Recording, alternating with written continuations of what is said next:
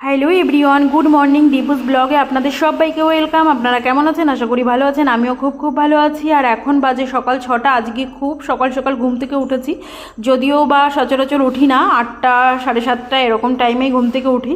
তো আমার মেয়ে এখনও ঘুমিয়ে আছে, আর আমি যাব হচ্ছে একটু মাতা মন্দিরে জল চালাতে। আমাদের এখানে নবদুর্গা শুরু হয়ে গেছে কাল থেকে, আজকে হচ্ছে দ্বিতীয় দিন। তাই ভাবলাম যখন জল চড়াতে যাব তো তাড়াতাড়ি উঠতে হবে, যেহেতু অনেকটা দূরে যেতে হবে, আবার এসে মেয়ের জন্য লাঞ্চ রেডি করতে হবে। এদিকে দেখো আমার মেয়ে এখনও ঘুমিয়ে আছে। আর ঘরটা আমি তার আগে ঝাড় দিয়ে দিই, ঘর ঝাড় দেওয়া, ঘর মোছা, অনেক কাজ আছে, এই জন্য ভাবলাম আগে ঘরটাই ঝাড় দিই। তো এদিকে সিঁড়িগুলো একটু পরিষ্কার করে নিচ্ছিলাম। আর আমাদের কলকাতাতে না যখন পুজো হয়, মানে তার কলকাতাতে তো 5 দিন পুজো হয়, আমাদের এখানে 9 দিন হয়। তো আমাদের ওখানে যেদিন থেকে পুজো শুরু হয় তার 4 দিন আগে থেকে এখানে পুজো শুরু হয়ে যায়। তো এই জন্য হচ্ছে প্রতিদিন জল চড়াতে যেতেই হবে। আর না, এরকম কোনো ব্যাপার না যে যেতেই হবে, যার ভালো লাগে সে যায়, কিন্তু এখানে সবাই যায়। তো এখানে যেহেতু বিগত 10-11 বছর ধরে আছি, তো আমারও যেতে যেতে একটা অভ্যাস হয়ে গেছে।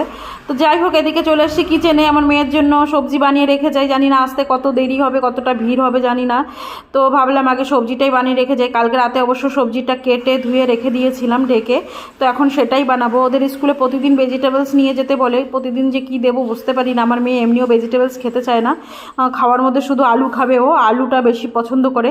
তো এইদিকে দেখো এক সাইডে ভেজিটেবলস হচ্ছে, আর এক সাইডে আমি চায়ের জল গরম করে নিয়েছি, যদিও খাবো একটু গ্রিন টি। আর এদিকে আমার মেয়ে এখনও ঘুম থেকে উঠিনি, ওকে আর ডাকবো না, একবারে আমি পুজো দিয়ে এসে তারপরেই ডাকবো। আর এদিকে ওর সবজিটা হতে থাকুক। তো আমি এখন ঘরটা মুছে নিচ্ছি, আর ওইদিকে সবজি হচ্ছেই। তো আমি এখন ঘর মুছে নিয়ে আবার যাব স্নানে। তো সিঁড়িগুলো একটু পরিষ্কার করে নিচ্ছে। আর আমার প্রতিদিন ডিউটি এটাই থাকে, সকালবেলা ঘুম থেকে উঠো, ঘর মুছো, মানে প্রথমে ঘর ঝাড় দাও, তারপরে ঘর মোছো। আর আমি যতবার ঘর ঝাড় দিই, যতবার ঘর মুছি, আমি ততবারই সিঁড়ি একদম উপর থেকে নিচে পর্যন্ত পরিষ্কার করতেই পছন্দ করি। তো তারপরে আমি স্নান টান করে আবার একটু আয়নার সামনে রেডি হয়ে ঢং করছিলাম, মানে যাব মন্দিরে জল চড়াতে। তো আমার পাশের বাড়ি ওই ভাবি এখনও রেডি হয়নি, তো ওনার জন্য অপেক্ষা করছিলাম। তো ভাবলাম একটুখানি ক্যামেরার সামনে ঢং করে নিই। আর এইদিকে দেখো আমার একটা বান্ধবী এসছে, বান্ধবী কম, বোন বেশি, মানে বয়সে অনেকটাই ছোট, আমাকে দিদি বলে। তো ও আর আমি যাব, তো ও আমাদের বাড়ি এসে অপেক্ষা করছিল ভাবির জন্য, মানে ভাবিও রেডি হচ্ছে। তো এইদিকে আমরা দেখো বেরিয়েও পড়েছি তিনজনে মিলে। আর এইখানে পাশে একটা দুর্গা পুজো হচ্ছে, মানে দুর্গাজি রেখেছে এখানে। আমাদের আশেপাশে অনেকগুলো দুর্গা পুজো হয়, মানে 10-12টারও বেশি হয়। তো সব কটা আর কি জল চড়াই না, একটাতেই যাই, যেটা ভাইরাল মন্দির আমাদের এখানে, মাতা মন্দির যেটা ভাইরাল, ওইখানেই সবাই যাই জল চড়াতে। তো এইদিকে দেখো আর একটা মানে যেতে যেতে একটা দুর্গা পুজো পড়ছে। তো মানে এখানে আমাদের ওখানে ভগবান আসে চাকে, মানে চাক ধরে, বাচ্চা মা সব মিলে। আর এখানে আসে শুধুমাত্র মানে মাতাজি, মানে দেবীজি, শুধুমাত্র দুর্গাজি আসে, আর ছেলে মেয়েদের নিয়ে আসে না এখানকার দুর্গাপুজো। তো যাই হোক, আর এই যে সেই ভাইরাল মন্দির আমাদের এইখানে, তো এর ভেতরেও একটা মাতাজি আছে, মানে দুর্গা। এখানে তো এই মন্দিরটাই হচ্ছে মাতা মন্দির নামে হচ্ছে ভাইরাল। তো এখানে প্রচণ্ড ভিড় ছিল, আর আমরা যখন এসেছিলাম তখন আরতি টাইম হচ্ছিল। তো আরতির সময় কেউ আর জল চালায় না, পুজো করে না। তো এই জন্য ভিড় একটু বেশিই পড়েছিল। তো কোনো রকম একটু সবাই জল চড়াচ্ছিল, তো আমিও জল চড়িয়ে দিলাম, কিন্তু পুজোটা আর করতে পারিনি। আর এদিকে দেখো জল চড়িয়ে বাইরে এসে অপেক্ষা করছিলাম যে একটু ভিড় কম হবে তারপরে পুজো দেবো। যেহেতু জল চড়িয়েছি, পুজো দিইনি, মনের মধ্যে একটু খুঁতখুঁত থেকেই যাবে, তো আবার পরে যাব পুজো করতে। তো তার আগে আমি একটু মন্দিরটা ঘুরে দেখাই। তো মন্দিরে দেখো সর্বপ্রথমে দুটো হাতি, মানে মাতাজিকে রক্ষা করে এই হাতিটাই। আর হচ্ছে মন্দিরটা কিন্তু অনেকটা জায়গা নিয়ে, আমিও যদিও 10-11 বছরে যে প্রথমবার আসলাম এই মন্দিরটার ভেতরে, রাস্তা দিয়ে যাতায়াত করি দেখি, কিন্তু মন্দিরের ভেতরে কখনো আসা হয় না। আমরা আগে যেতাম অন্য একটা জায়গায় জল চালাতে, কিন্তু এবছর এখানেই আসছি। এটা আমার বাড়ির কাছে পড়ছে বলে এই জন্য, কাছে না দূরেই। আর এখানে দেখো কি সুন্দর একটা শ্রীকৃষ্ণ নাগের উপর দাঁড়িয়ে আছে, বেশ সুন্দর জায়গাটা। আর মন্দিরটা সত্যি ভীষণ ভালো, ভেতরে অনেক ঠাকুর আছে, কিন্তু সবগুলোকে আর দেখাতে পারিনি, মানে সবগুলোকে আর দেখানো সম্ভব তাহলে তো ভিডিওটা অনেক বড়ই হয়ে যায়। তো নিচে নিচে যা যা ছিল তাই তাই দেখাচ্ছিলাম। আর এইদিকে দেখো একটু হালকা হয়েছে, ভিড়টা কম ছিল, তাই আবার যাচ্ছিলাম পুজো দিতে। যেহেতু জল চড়িয়েছিলাম, চন্দন চাবল কিছুই করতে পারিনি, তো আমার মনের মধ্যে একটু খুঁতখুত লাগছিল। যেহেতু কালকে এসে করে গেছি। আর এই যে হচ্ছে আজকে হচ্ছে দ্বিতীয় দিন, জানি না কদিন আসতে পারবো, যত মানে যে কয়দিন আসি একটু ভালো করেই পুজো দিয়ে যাই এই আর কি। তো এখনও একটু ভিড় আছে, তারপরেও চলে গেলাম ভেতরে।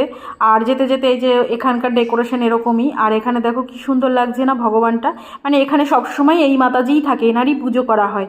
ভীষণ ভালো লাগছিল, জানি না ক্যামেরা এত বোঝা যাচ্ছিল কি না, তবে ভীষণ ভালো লাগছিল। সাদা কালারের ড্রেসে মনে হচ্ছিল সাদা কালারের পরি, ভীষণ ভালো লাগছিল।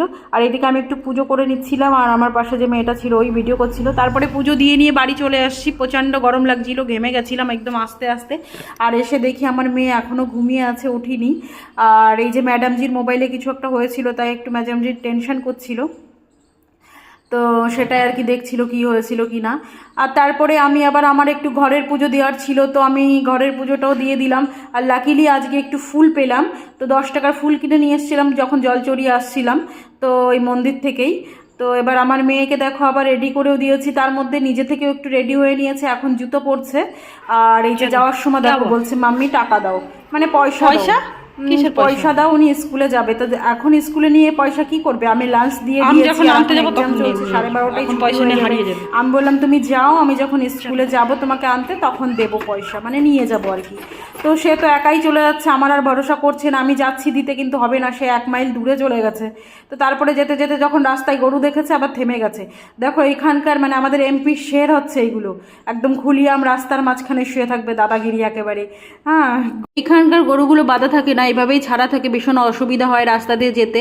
আর এইদিকে আমার মেয়েকে দেখো স্কুলে দিয়ে চলে এসেছি, আর স্নান করার সময় কিছু জামা কাপড় ধুয়েছিলাম সেইগুলো এখন নেড়ে দিচ্ছি। আর আজকে তো ফাস্টিং, রান্নাবান্নার কোনো চাপ নেই, তো এই জন্য অসুবিধাও নেই। মেয়ের জন্য শুধু বানাতে হবে, তো একটু ম্যাগি পাস্তা বানিয়ে দেবো, তাতেই হয়ে যাবে। তো চলো আজকের মতো টাটা, আবার দেখাবে নেক্সট ব্লগে।